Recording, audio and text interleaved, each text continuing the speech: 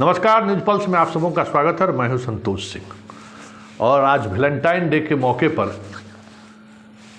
BBC को एक बड़ा उपहार नरेंद्र मोदी की तरफ से भेजा गया है।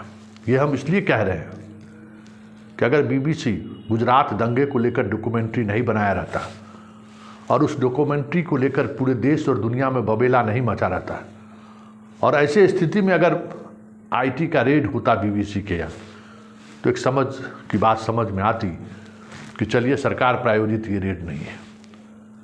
लेकिन अब ये कहने में कोई गुरेज नहीं है कि ये पूरी तौर पे सरकार प्रायोजित रेड है। इसके लिए लाख सफाई बीजेपी दे दे, लेकिन इससे पहले क्यों नहीं रेड हुआ? ये संयोग हो ही नहीं सकता। ये तो सीधे सीधे तौर पर प्रयोग है और इस तरह का प्रयोग वही व्यक्ति करता है जो डरा होता है। और जो डरा व्यक्ति होता है वो इसी तरीके से जो लोगों की जुबान बंद करने के लिए इस तरह के हथकंडे का इस्तेमाल करता है, अपने मशीनरी का इस तरीके से इस्तेमाल करता है। तो बीबीसी जैसी संस्थान पर जिस तरीके से रेड हुआ है, संदेश क्या जाना चाहते हैं? बाकी जितनी मीडिया हाउस है वो तो घुटने के बल नहीं, नाक के बल चल रहे हैं।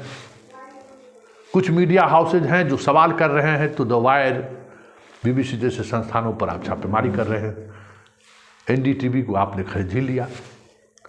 इसलिए ये कह रहे हैं कि आपने वैलेंटाइन डे के दिन बीबीसी के दफ्तर में आईटी के रूप में आपने एक गिफ्ट भेजा है और ये आपकी प्रवृत्ति रही है। इसलिए कहा जा रहा है कि ये पूरी तौर पर प्रायोजित रेड है।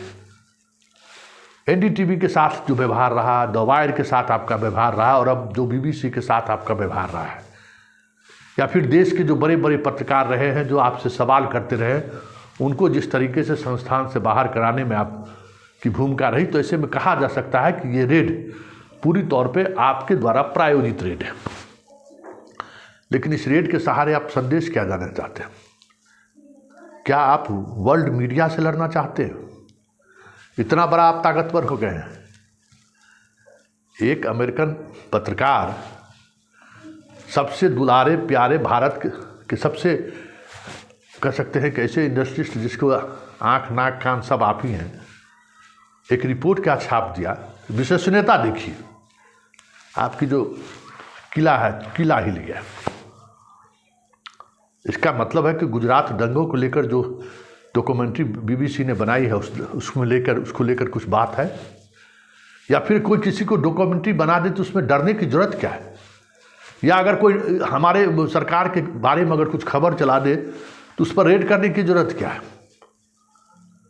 तो ये जो कार्रवाई है वो एक डरा हुआ इंसान का कार्रवाई है कि अगर इस तरीके से मीडिया हाउस पे रेड कर जाए, इस तरीके से पत्रकारों को नौकरी से निकाले, ये वही व्यक्ति करता है जो डरा होता है।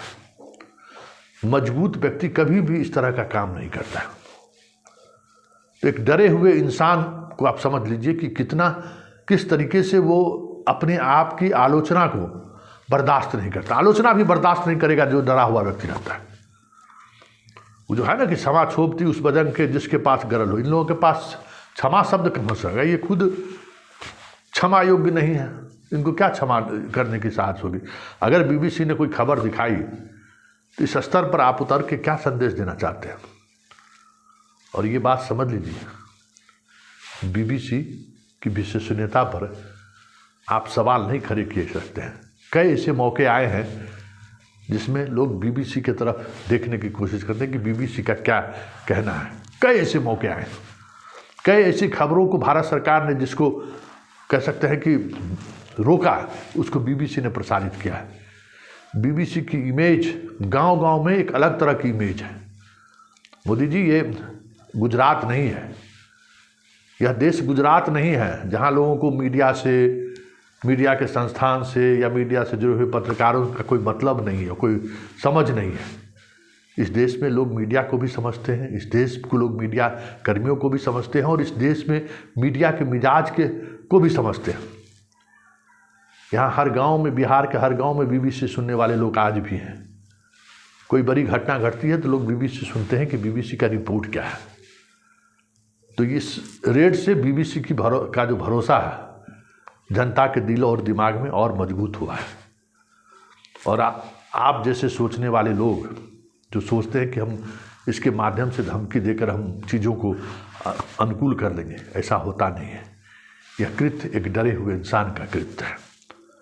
देखिए किस तरीके से बीबीसी को लेकर आपकी इस कार्रवाई से लेकर इंटरनेशनल स्तर पर लोग बीबीसी के साथ खड़े हुए, और आप जो विश्व गुरु बनने जा रहे थे या देश से बाहर जो छवि बनाने की कोशिश हो रही थी, तो आज तक इतिहास यही कहता है कि जिस शासक ने मीडिया के गले दबाने की कोशिश की है उसका अंत बहुत बुरा हुआ है।